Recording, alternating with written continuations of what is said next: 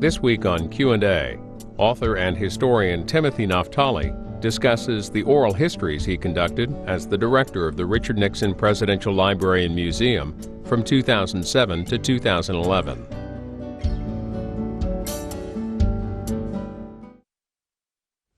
Tim Naftali, how would you describe your effort to put Nixon folks on the record, on tape, or recording it?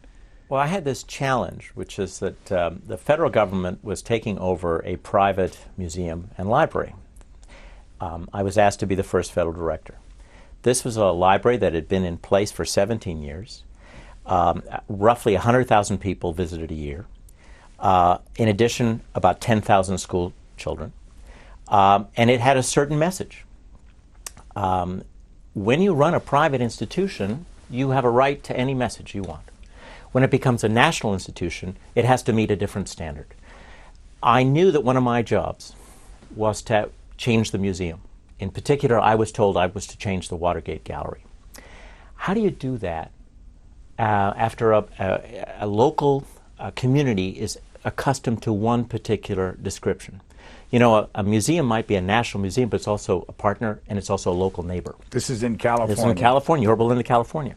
I thought the best way was not for me as a historian, I'm a trained historian, though I wasn't a Nixon specialist, was for the players, key people living, of course, from that era to tell the story themselves.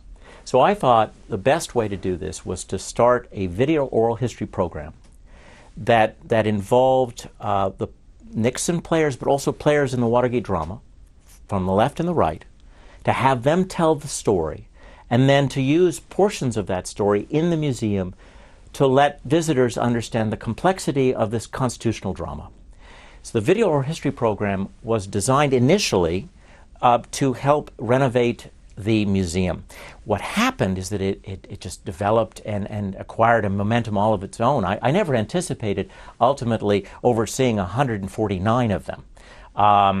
I had a very good assistant, Paul Musgrave, who worked with me for 3 years on this. He did a few of the interviews himself. And it just became clear that there were a lot of folks that wanted to talk about that period.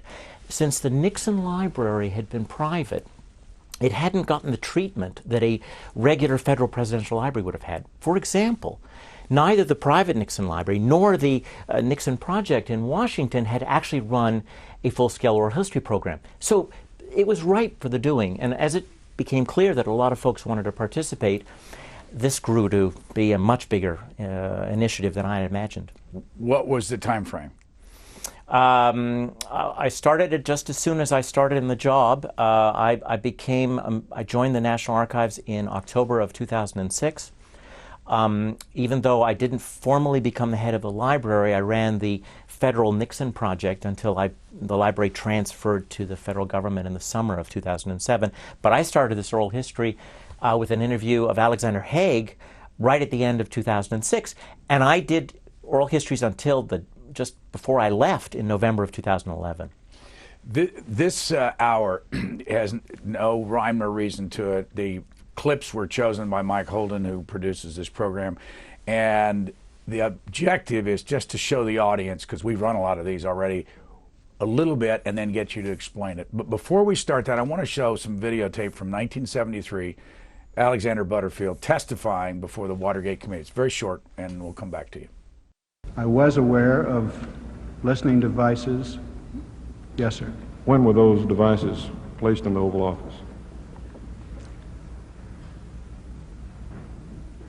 Approximately the summer of 1970. I cannot begin to recall the precise date. My guess, Mr. Thompson, is that the installation was made between, and this is a very rough guess, April or May of 1970 and perhaps the end of the summer or early fall 1970.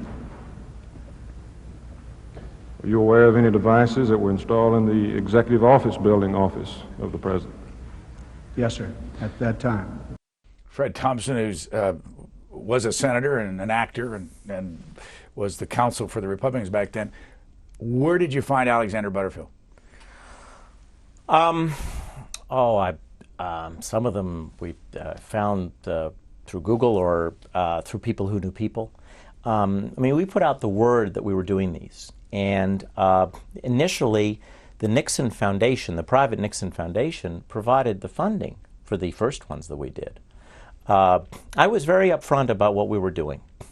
I promised the Nixon Foundation and the federal government that we would do a non-partisan oral history program. We don't see you in these interviews. It's by choice.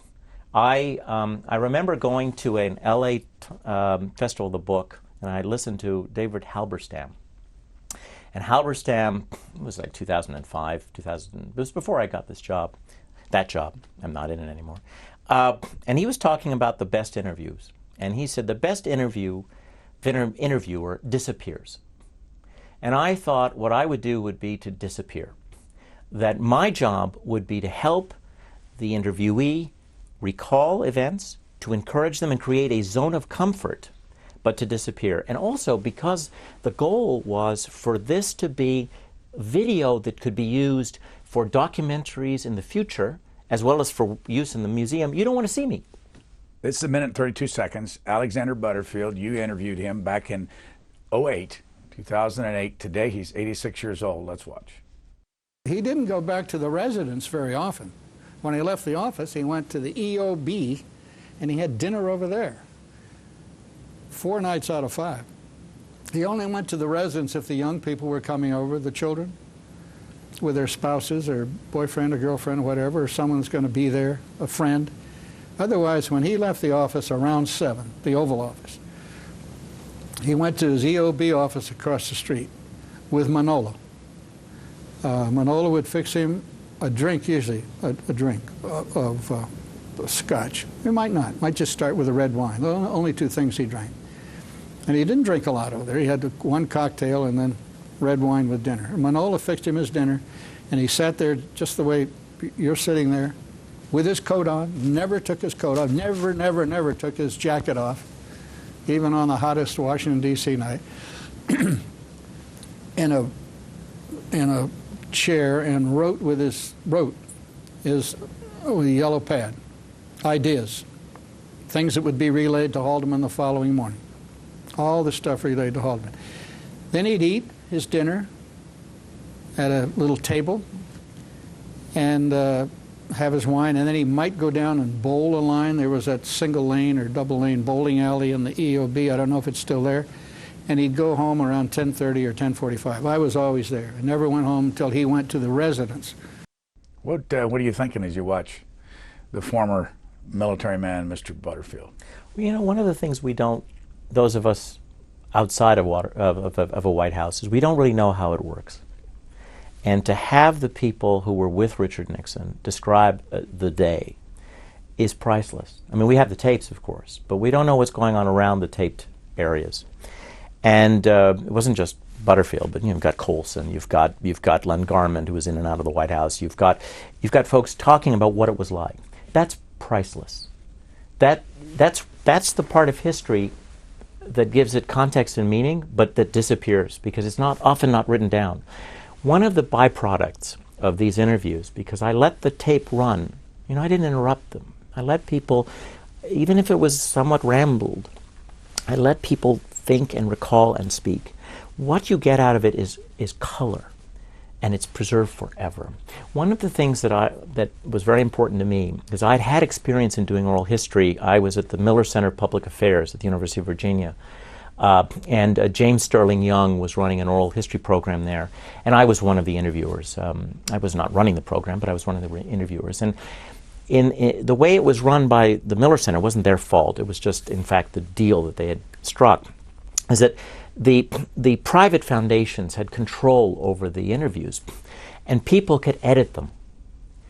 And I know this for a fact because I participated in interviews that were then edited. I didn't edit them. Well, once you edit an interview, the tape, whether it's an audio tape or the videotape, becomes useless. You can't serve it to the public anymore. So when I went to the National Archives, I worked with the lawyers, and I said, I don't want that. I want the participant to sign a deed which does not give them the right to edit it. Of course, the participant knew this in advance. We sent them the deed in advance. So this wasn't a surprise. But the fact of the matter is, if we didn't do that, you couldn't use these interviews. And I wanted there to be a sense of comfort, a sense of respect and professionalism, but would allow people to continue to tell stories, and that those stories would be preserved forever. I want to run another Alexander Butterfield clip from when he's talking about the taping system that he had set up inside the White House. That ultimately, what would you say the result of the taping system did? Richard Nixon's resignation is the result of the taping system, and great history for the rest. By the of way, us. What's that background we're looking at? Where did Alexander, when you interviewed him? we actually, that was Paul Musgrave who did it. I'm responsible for the logo, but we decided that we would use for the first interviews a standard collapsible backdrop, because we interviewed people where they wanted to be interviewed. We didn't have a studio, although I did one interview in the studio with Sir David Frost, but by and large we didn't have a studio. So we would set up, we hired professional videographers, and we needed a backdrop. Initially we thought it would be cool if it was always the same backdrop. We later discovered that varying the backdrop is a good thing, and today, I mean, those watching this will notice a lot of different backdrops. All right, here's that clip. And he said, make sure nobody knows this. Nobody. So, and that was said a couple of times later when he and the president and I talked about it. And there was never any doubt in my mind, although no one told me these in so many words, was that there was no sinister purpose to the tapes. None. I sensed it was for the memoir. That would be valuable if you could have all of that. And I went to Haldeman a couple of times later, much later, when these things are accumulating so fast. The Secret Service are coming to me and say, hey, we're having to look for a new place to put the tapes. And I said, Bob, we ought to have a couple of secretaries get up on the 4th floor of that EOB and just type all day long, because this is a career here, you know. This is all day, every day. And he said, yeah, good idea, but we never did do that. So that had to be a mammoth job. Indeed. Did you ever get a sense of what happened to the 18 and a half minutes? The gap. Well, I have a theory. I mean, I had to look into that because there's a section in the Watergate Gallery I wrote about it. I was astonished to hear that the tape, the gap is in a tape from the summer of 1972 and June of 72, and the tape. Rosemary Woods took the tape to Camp David, but she also took the tape to Key Biscayne. And there are a number of people who could have erased it. The U.S. government hired a group of audio specialists to listen to the tape, to the erased portion, and they concluded that it couldn't have been an accidental erasure. There are too many starts and stops. It actually sounds to the educated ear as if this had been erased 8 times. So somebody either in Camp David or in Key Biscayne erased it. I've often wondered if it was Bibi Rebozo. Who was? Richard Nixon's dear friend, and totally deniable. By the way, to our audience, if they're frustrated by just these little clips, the whole interviews are available on our website, our video library, and a lot of them on the Nixon Library. Nixon, yeah, and you can get them at www.nixonlibrary.gov. William Ruckelshaus, you interviewed. Did you do that interview? Yeah. Where'd you do it? You remember? Sure. I remember it was actually at the library. William Ruckelshaus is a hero. One of the things that if you watch these, there's a story, of course, of the role that Woodward and Bernstein played, very important in Watergate, and the role that the House played and the Senate played, and the prosecutors, and Cox and his army of prosecutors. Don't forget the role played by Republicans within the Nixon administration who said no. And Ruckelshaus is one of them. He's not alone. We'll hear from a few more, I think, today. Here is William Ruckelshaus, who was at the time the number 2. He's the Deputy Attorney General of the United States. Recorded this in 2007. And it was clear Elliott wasn't going to carry out that order, assuming it maintained after Cox's press conference. And I remember him turning to me and saying, "What are you going to do?" And I told him, I said, I don't think it's close. I think that that what he's asking you and apparently subsequently me to do is fundamentally wrong, and that you don't have any choice but to refuse to do it. And that will mean they'll find somebody else to do it, and eventually, I mean, there was only one last person in line of official command in the Justice Department. If Bork hadn't done it, he could have asked anybody in the department to do it. It had, to me, if it came to that, your responsibility was fairly clear, and I don't think you resigned lightly. I mean, I think you do have an obligation to the president. He is the one who appointed you, and you do have a duty of loyalty. But then there's lines over which you can't step, and you have to tell yourself that, it seems to me, before you take one of those jobs. You just say, some things I won't do. This is really important.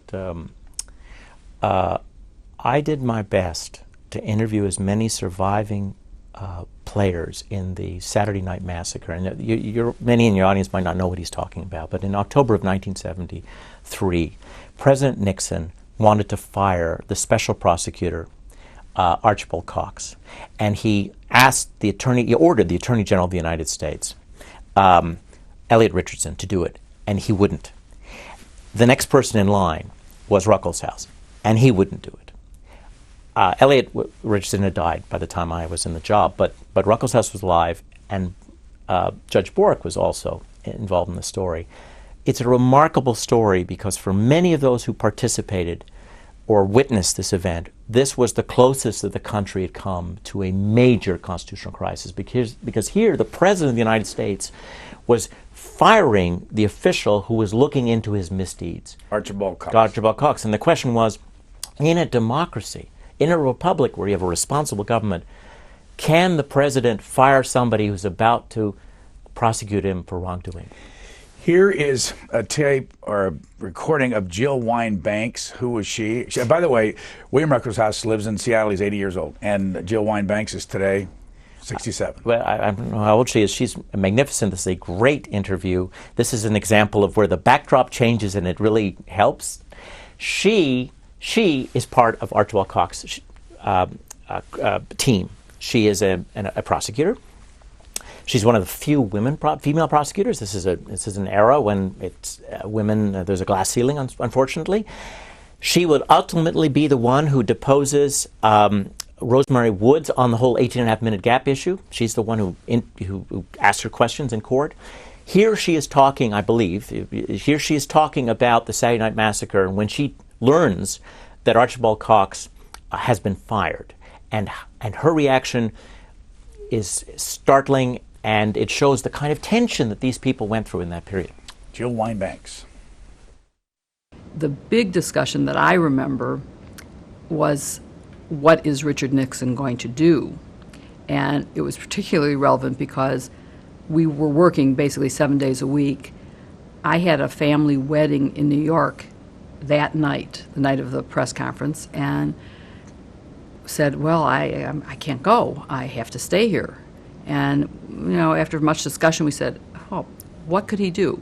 In order to fire Archie, he'd have to fire the Attorney General, and he'll never do that. So go. It's going to be okay. He's going to cave in. So I went to New York right after the press conference. When I came back from the wedding to the hotel, literally the desk clerk was waiting for me and sort of leaped over the counter and said, there's a message for you. There's a message for you. The FBI has seized your office. And I called George Frampton. I don't know, he was the one I could reach, and got on about a 6 a.m. flight the next morning to come back to participate in discussions of what the office should do, because what had happened was he fired Archie. He did not fire us. So there was a lot of discussion of, do we quit in protest, or do we say, okay, Archie's gone, but we're still here. We need to do our job, and we're going to stay. He's going to have to make a second big public relations error by firing us. What did he do? Well, what happened is that they closed the office for a nanosecond, and then they reopened it, and Robert Bork, who was then Solicitor General and acting Attorney General at that point, because everybody above him had either been fired or had resigned, he became the head of this this special prosecutor's office. And I interviewed him for the library, and he said, "Look," Robert Bork was nervous because I could be charged with obstruction of justice if I closed this thing down. So he kept it alive, and then they hired Leon Jaworski, a Texas Democrat. Nixon hired him to replace Archibald Cox. And in the end, Jaworski would be even tougher on Richard Nixon than Archibald Cox had been. Did Jill Winebanks work for him? Yes, she stayed. She stayed right through, as did the rest of the team. How long were your interviews usually? Most of them were about 2 hours. Depended. Sometimes they went longer. Sometimes they were shorter. The shortest one was with a very busy Senator Kerry, whom I wanted to talk to. I asked him about Vietnam and his work in the Vietnam Veterans Against the War. That was 23 minutes. The longest had a couple of sessions with Colson on different days, and also with Ray Price. So who 6 said hours.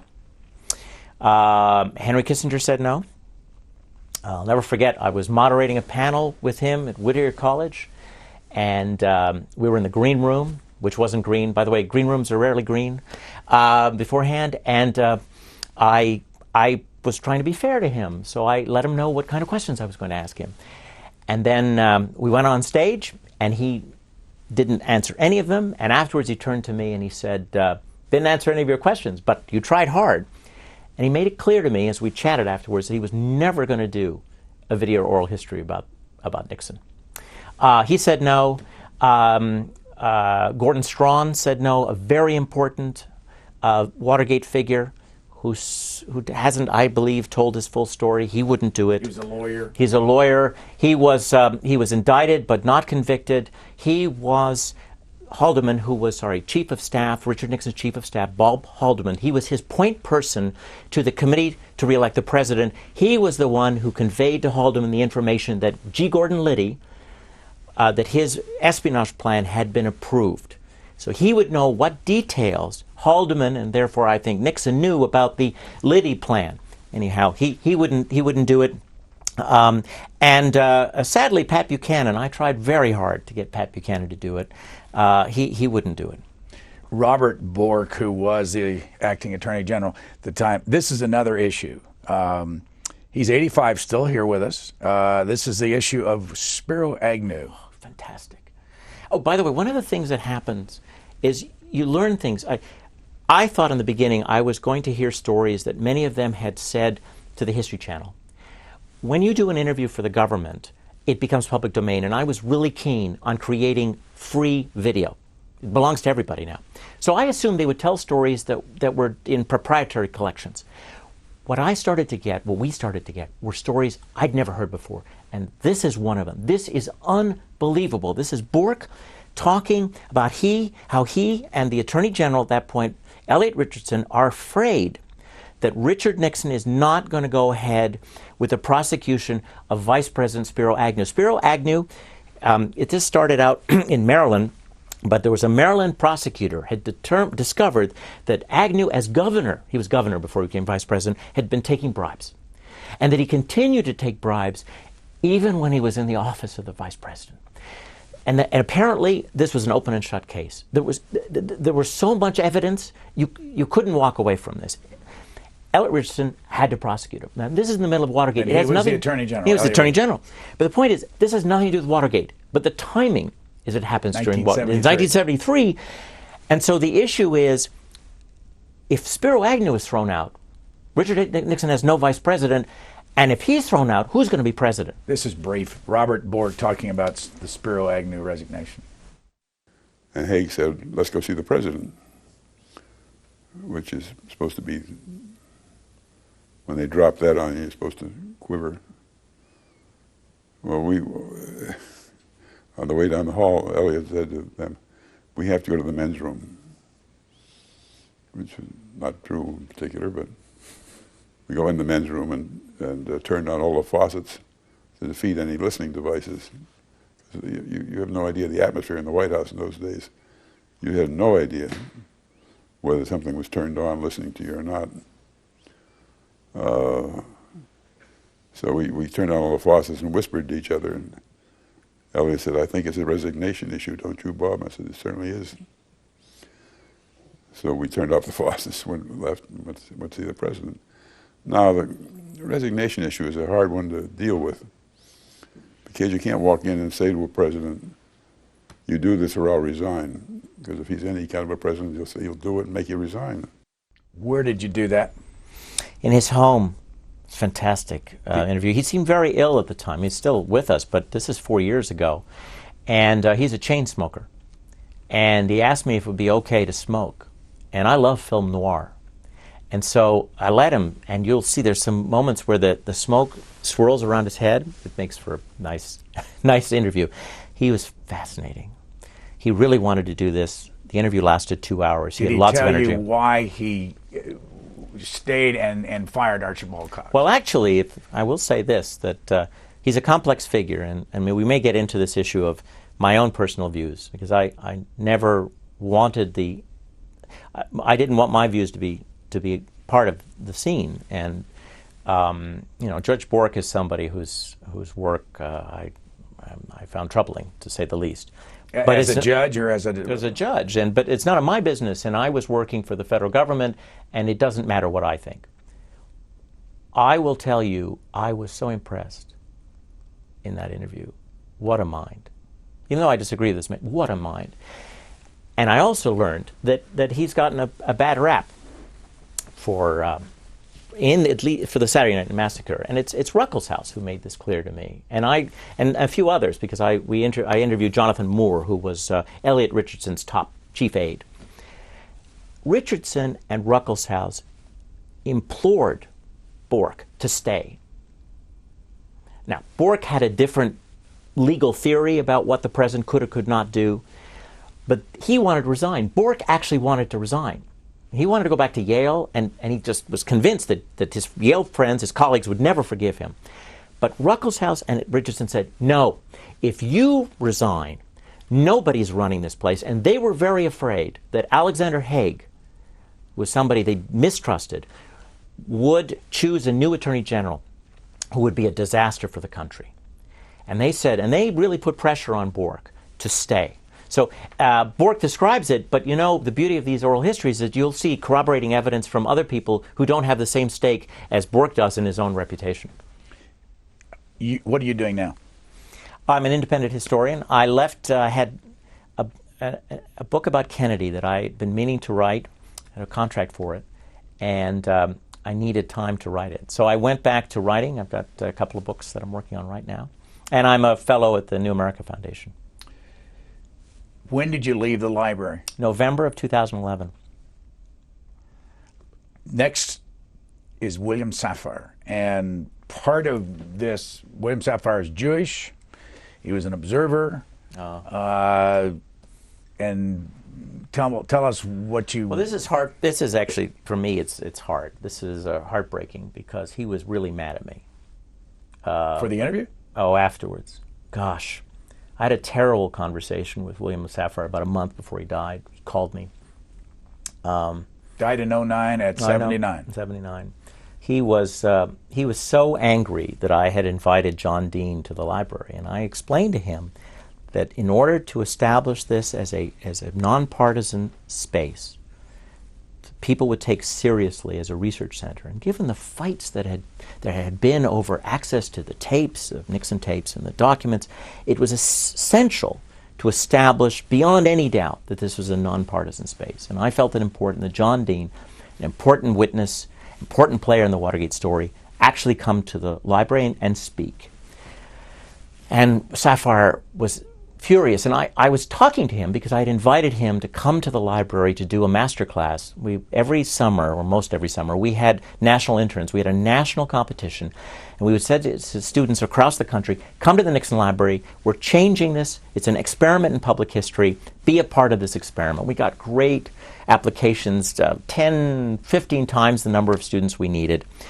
And one of the things I did was I brought Nixon veterans for the kids students to interact with, and I wanted Safar to come.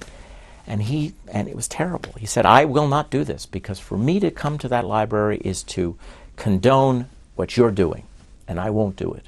It was not a pleasant discussion. The interview was all right. This was before John Dean's visit. The interview was all right, except when I asked him about when he'd been wiretapped, and then he got very uncomfortable. But most of that interview was very good. But explain the Jewish connection and. Well,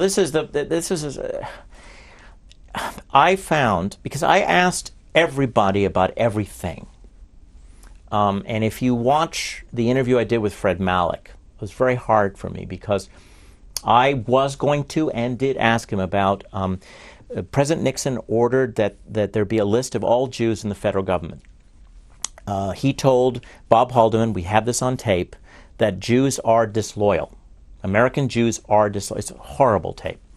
And he ordered this. Well, in the end, the order got truncated, and it became an order to list all the Jews in the Bureau of Labor Statistics, which is the part of the Labor Department that is responsible for the unemployment figures.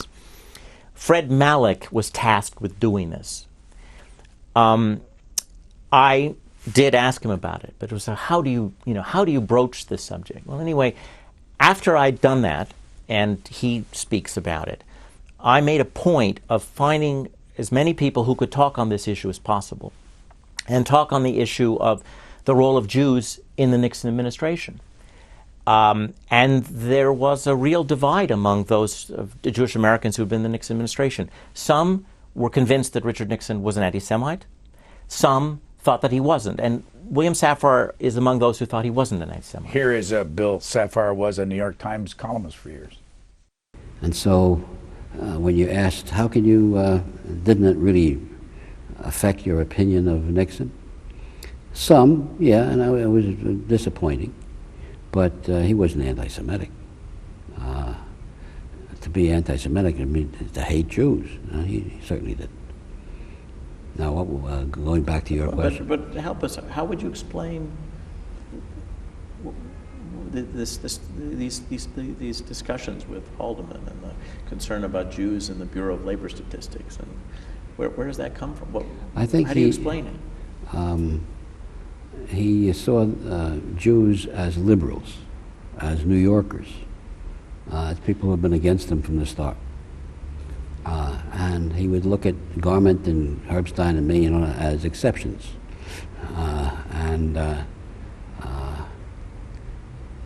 But it was liberals that he hated. He shouldn't hate, but it was liberals. And Jews in Hollywood and New York were part of the target. But I don't go for the some of my best friends are Jews argument. But in this case, I think it was the towel-snapping locker room kind of anti-Semitism, and not something he thought of or something that he carried out on. Your reaction? I'm proud to say that there are a lot of people that are interviewed on this subject, and there's a lot for the viewer to make sense of. I'll leave it to the viewer. All I can say is that President Nixon's comments on the tapes are about Jews in a way that is different from how William Safar describes it. I mean, on the tapes, Richard Nixon is talking about how Jews have exaggerated the Holocaust because they want sympathy, and they've used it to gain sympathy. There is an anger towards Jews, I believe, that cannot be explained simply in terms of liberal versus conservative. But I'll leave it to others to make up their minds. I will tell you there is now a very good collection of people speaking on this issue, and it's publicly available, and that was my job. Here's Chuck Colson telling a story. Kissinger had the right, although he abused it, to come into the office, the Oval Office or the EOB office, without having somebody announce him or take him in. I always went in through Steve Bull, but Kissinger could just walk in when he wanted to. Nixon told him that because of the severity of the foreign policy issues, to feel free to just come in and interrupt anything. Well, Henry would do it for trivial things. And one day Nixon was really kind of ticked off at Henry for a variety of things. And we were in the executive office building. The far door swung open. I looked over. It was Henry. I caught a glance of him. Nixon did not appear to look, but I know he knew it was Henry. And he immediately said to me, well, I think you're right, Chuck, about that. I think it is time that we use nuclear weapons. Everything else has failed. And Kissinger, I looked at him, stood in the doorway, absolutely paralyzed. Well, that's on a tape somewhere. Somebody's going to hear that on a tape and say, oh, my Lord, this Nixon really was a madman. Colson did bring out the dark side of Nixon. Everything they say is true. It was pure humor. Nixon loved it. I did that often, that sort of thing often. He died in 2012 at age 80. How many hours did you interview him? It was a fantastic experience with Colson. Was he honest with you? I interviewed him twice. The first time, and that's from the first interview, I let people talk. And a number of the people who had been interviewed often had set stories. The first interview is basically the set stories. The second interview was the follow-up. I knew more. I could ask follow-up. It was different. He's much less comfortable in the second interview, and it's not because of age. It only happened a year later. No, I don't think Colson, I do not believe that Chuck Colson was candid. I think he's guarded. I think he was guarded. I think that Charles Colson decided what he would plea. What he would say he did, and nothing more. And so there was a set of things he would apologize for, and there's a whole I think ocean. There's a whole story out there that he never talked about, and that he took with him to the grave. He knew a lot more. That's just the sense. The second interview, I tried to push him beyond the bounds of the set stories he had told to the History Channel and other places, and he got very uncomfortable. And I did it, I hope I did it in a professional way, but I'll leave it to the viewer to decide that. Were you always off camera? Always. And did you? Well, except there were the first two. I did the Hague interview. I had a number of colleagues and participate as well. And it was just the videographer. They included us in the beginning. But I preferred to be off camera. And when Paul Musgrave did the 20 or so that he did, he's also off camera. That's what gives you that wonderful look. I mean, that makes this interview useful in different formats. And that's what I would wanted. It comes up in the past about you being a Canadian, a liberal, gay, and that Richard Nixon might not be all that excited about you running the library. And the reason I bring this up now is because I want to run a Dwight Chapin interview in a second. Explain. And did Dwight know you were gay? Oh, I didn't. No, I didn't. I never denied it. It's just I wouldn't sort of shake, stretch. I understand, but no, I know he didn't. I don't know if he knew I was gay. I was shocked and delighted to have recorded this particular anecdote, but I don't think he knew I was gay. The Chapin interview is extremely important for the development of this oral history project, and we'll get to it in a moment, I guess. This is almost 2 minutes, but it's a story now. For those who don't know who Jack Anderson was, he's deceased. He was a columnist at one time, the largest number of papers in the country. Yeah. Yes, for anybody who saw the movie J. Edgar Hoover. Yeah, about J. Edgar Hoover.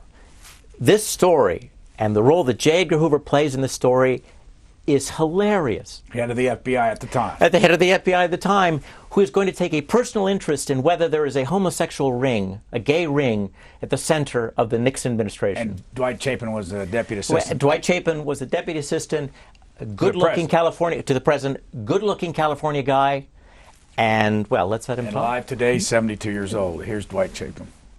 Here we all are. I can remember going home that night. We were scared to death. This is like a time bomb. This thing gets out and gets in the press, and Anderson gets it going. It's a disaster for all of us. you know, and it's not true. So the next day, each of us, individually, separately I should say, we go into the cabinet room. We sit across, right across from us, we take and put up our hand, and we are sworn in. And then each of us are questioned by J. Edgar Hoover. He asks all of the questions. And the transcript of this was provided to Jack Anderson, and that's how it was stopped. And Hoover was planning to give this to Anderson? No. No. Anderson was going to go with the story. Jack Anderson, the columnist, you're familiar with him. He was the one that was had put the photographer down there and had researched. I've always thought if I ever see Britt Hume, I'm going to ask him, because he was working for Anderson at that time, I believe. So Anderson's getting ready to go with the story. Anderson calls Klein. Klein calls and tells Mitchell. Mitchell goes and sees Nixon, meanwhile tells Haldeman, I want to meet with all of you guys as a group. He then meets with, the president says, I want you to get to the bottom of this, John. John comes up with this idea of how to get to the bottom. He brings J. Edgar Hoover over and has us deposed in the cabinet room with J. Edgar Hoover doing the asking of the question. J. Edgar Hoover asked questions. J. Edgar Hoover asked you if you were homosexual. Yeah, yeah, and what this relationships were. Just, I should have mentioned this before. What happens is Jack Anderson is about to go with a story that Haldeman and his top aides are having sex with each other in Key Biscayne. And Bob Haldeman is the chief of staff. And that you have these young California guys, and it's a homosexual ring, and they all have huts, not huts, but little cabins near each other in Key Biscayne. And that's the story. I'd never heard this. And the fact that J. Edgar Hoover decided the way to determine whether it was true, J. Edgar Hoover, with his own complicated sexual history, was for him to interview each of these young California guys, these blonde-haired California guys, to ask them about their sexual preference. Well, I nearly fell over my chair. And of course, you know, all you can hear is me stammer. Well, I'm stammering because I'm trying not to express my surprise at this story, which, frankly, I'd never heard before, and I haven't seen anywhere else. So there it is. Dwight Chapin was in his 20s then, and was the assistant to the president and went to prison. Oh, yeah. What's he like today? It's what a story. Well, Mr. Chapin, whom I didn't know before, was unlike Chuck Colson, disarming and I think candid. He came to the interview, which we did in New York, ready to talk and to preserve his story. Now, some will say that he was just going to defend himself at the expense of the president, but he had remained close to the president. The president, I'm talking about President Nixon, interacted with him after President Nixon left the White House. Chapin felt that he needed to tell some stories to set the record straight. It was an amazing interview. It got Chapin, I believe, into trouble among his colleagues and led to a controversy for the oral history program, because Chapin said something on tape that he did not say to the Senate. He didn't say in the trial, and something that the Nixon group had always denied. That was? And that was that it was Richard Nixon who was there when the Dirty Tricks campaign was ordered. That Nixon was too smart to order it, but he was sitting in the room with Haldeman. It was done in Haldeman's office, which is why it wasn't taped.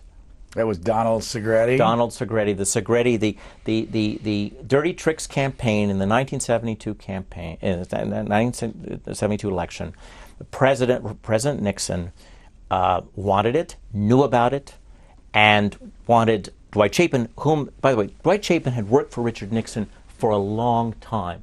He was very close to Nixon. Nixon had a small staff in the 68 campaign, his sort of personal staff. Dwight Chapin was his advance man. Chapin later was the head advance man before he went into the White House. This man was extremely close to Richard Nixon. And Donald Segretti used to be his Donald Segretti was. roommate. They went to school. They went to school. Let's let at Dwight USC. Chapin talk about Donald Segretti. Dick Tuck was a prankster who had done tricks on Republican candidates over the years. Tricks being crazy little things, nothing harmful. One day, the buzzer goes off, and I go into the president's office, and he's sitting there with Haldeman. And they say, do you know, by they, Bob says it, the president's sitting there, do you know anyone that can do Dick Tuck type stuff? We should have somebody like that. And I said, well, let me think about it. So I went out and I thought about it, and I thought of Don Segretti. Don had been a roommate at USC. He was just leaving the judge advocate's position in the military, in the Army. And I thought, Don, okay, Don is very anonymous, would fit in and could do this kind of thing. What happened to Segretti? Oh, he went to jail too. I actually met Segretti, and he was that close to doing an interview with us. I talked to him twice. He was almost ready to do an interview, and he didn't do one for the project. Why? I don't know why. He didn't tell me why. Lives in California now? I really shouldn't say. I mean, I found out where he lived as a result of my job. But by the way, for the record, a couple things. People that want to see these entire interviews can either go to the nixonlibrary.gov. .gov, yeah. Or they can come to us in our video library and find a lot of these interviews. Also, for the record, you're now an American citizen. Yes, I was when I did the job. Yes, I became a U.S. citizen in 2005. You were educated at Yale and Harvard. And Johns Hopkins. And Johns Hopkins. What were the different I was degrees? overeducated. I have a BA from Yale. I have an MA from Johns Hopkins School of Advanced International Studies, and I have an MA and PhD from Harvard in history. George Shultz was the Secretary of the Treasury. He was also Secretary of State, but in the Nixon administration, he was the Secretary of the Treasury when this event was talked about. He's 92 years old, alive, lives in California. Here he is talking about John Dean. Johnny Walters came to me and said, John Dean, the President's Counsel, has just brought me a list of, I think, 50 names of people and wants a full field investigation of them. That's a very unpleasant thing to have happen to you. What should I do? And I said, don't do it. And he said, well, what shall I tell John Dean when he asked me how it's going? I said, tell him that you report to me. If he has a problem, he's got a problem with me. So they never brought it up with me, although on the tapes there's a discussion between the president and John Dean about who do I think I am holding this up. But it was an improper use of the IRS, and I wouldn't do it. Did you actually speak with the president about this? He never brought it up. This is really important. The private library had made the argument, and this was an argument that school kids absorbed, that all presidents break the law, and the difference was that Richard Nixon got caught. And I felt that this was a terrible lesson to be teaching students, that their presidents actually are crooks.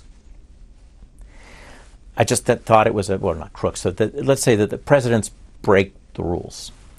And I thought it was a bad lesson for two reasons. One, because that's not what you should teach kids. Actually, three reasons. One is not what you should teach kids. Secondly, it's not true.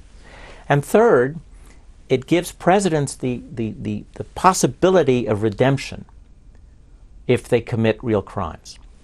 Because frankly, sometimes presidents are bad, and we shouldn't think that they shouldn't all be venerated.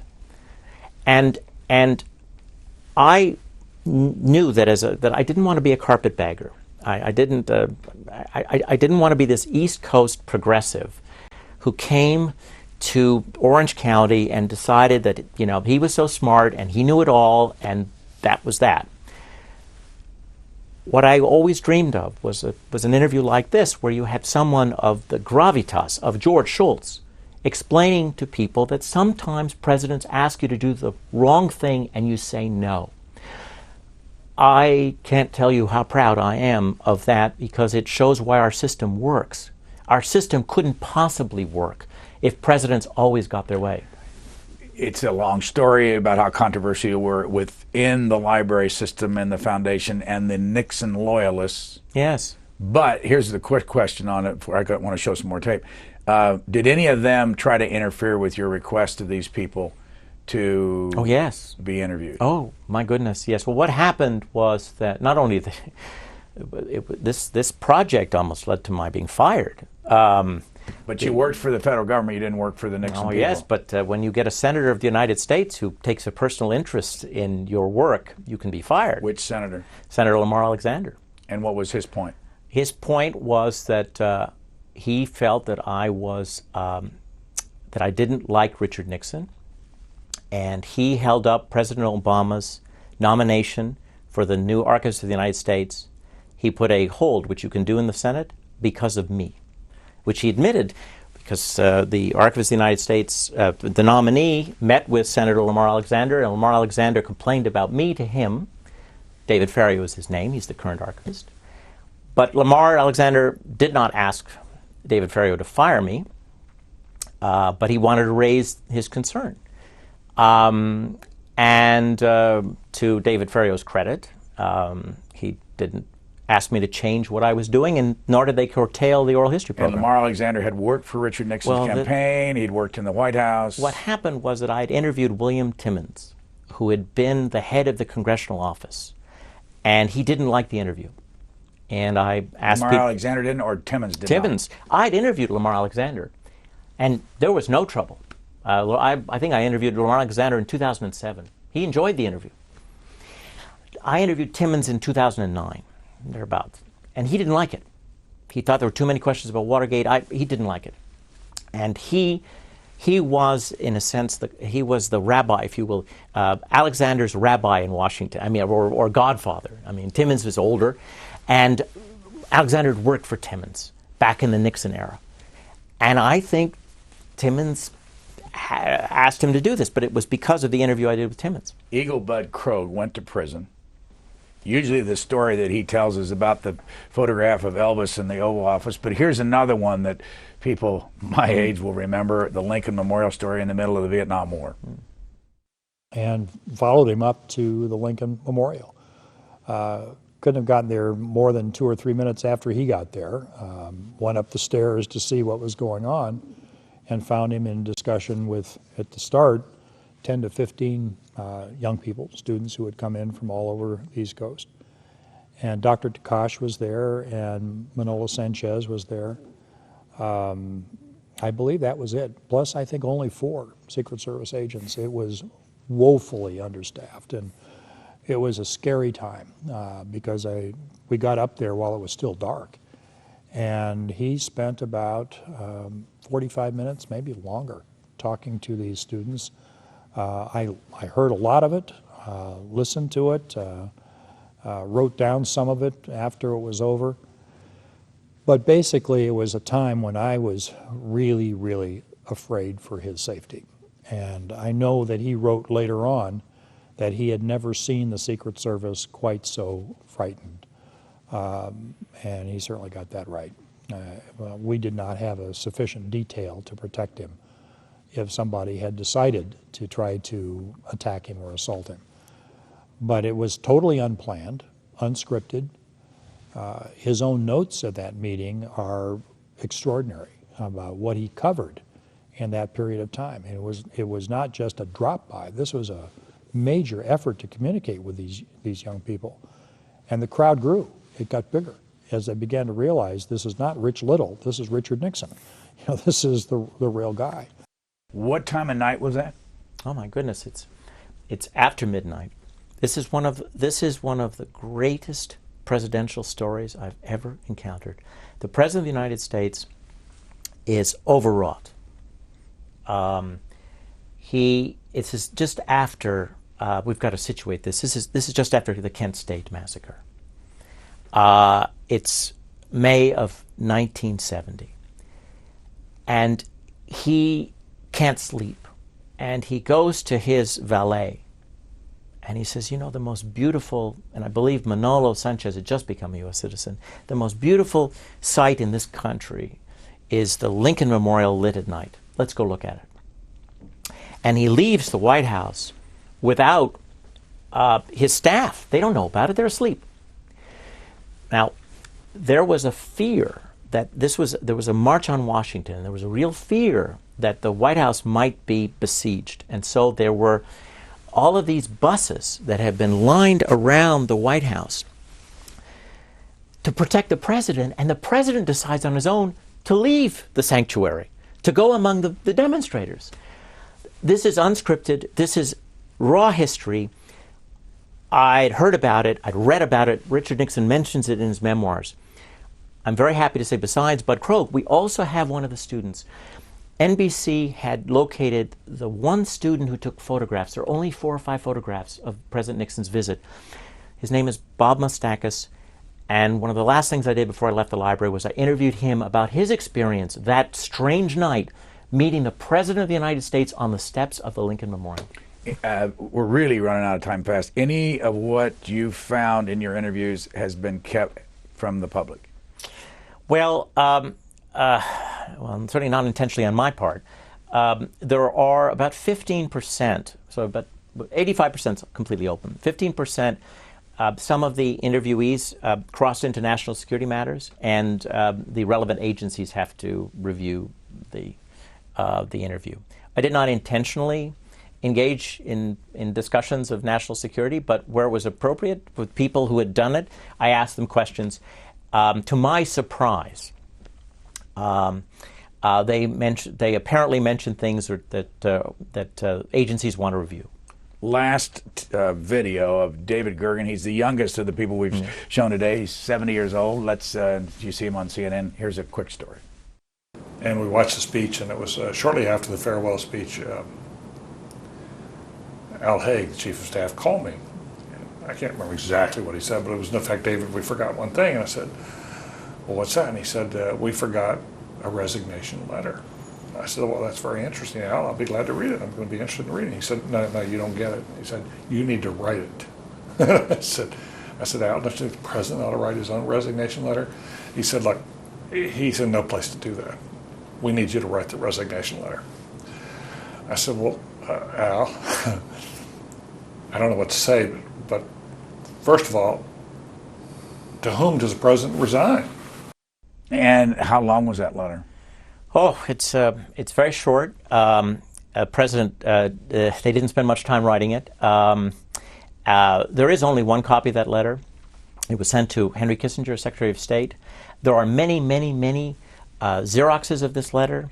Richard Nixon, later in life, signed them. People would sort of hand it to him, and he would sign it. So you'll see on eBay lots of copies of this letter for sale. There's really only one. And it belongs, actually, it's in Washington. It's not at the Nixon Library. We borrowed it. So after all, 149 interviews, total of what? 300 hours? 350 hours. And it's all public domain. Belongs to everybody.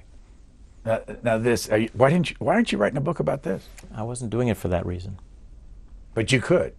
Well, but listen. I mean, anybody can get these tapes and listen to them and write a book. Of course they can, and that was the point. I thought it was really important to create this archive. I wanted to show that you could use the power of government to create, in this multimedia age, free video. And there's no hidden agenda other than the fact that I wanted to create it. And I wasn't alone, and I had real support in Washington. That was my goal. It wasn't to write a book. And the beauty of this is that we touch on all kinds of subjects. Now I will tell you there were a couple of things that I focused on. Obviously Watergate, but also domestic affairs, because it's poorly understood, Richard Nixon's domestic affairs. I raised money. See, at a certain point, the Nixon Foundation didn't want to pay for these anymore. And a group of alumni of the Nixon administration who worked in domestic policy, they helped me raise money. So I used money that I raised with a group of Nixon alums to pay for a lot of these, and I used some of our trust fund money. It's very expensive to do this project, but my goal was to show that the federal government could do this, because most of the time these oral history projects are done by the private presidential foundations, and they have a vested interest, I would say, in a certain legacy. I'm not saying all of them push for that legacy. I'd say the LBJ Foundation is even-handed about history, but that's not true of all these presidential foundations. This was the first time the National Archives did anything like this on this scale, and I wanted it to have been done for the library and not just to write a book. Tim Naftali, we are over time. I'm sorry. Former director of the Nixon Library, left in 2011. Thank you very much for joining us. Brian, my pleasure. Thank you for having me today.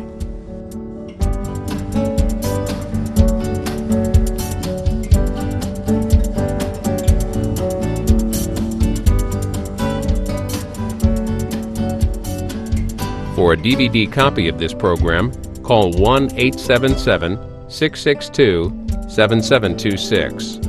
For free transcripts or to give us your comments about this program, visit us at Q&A.org. Q&A programs are also available as C-SPAN podcasts.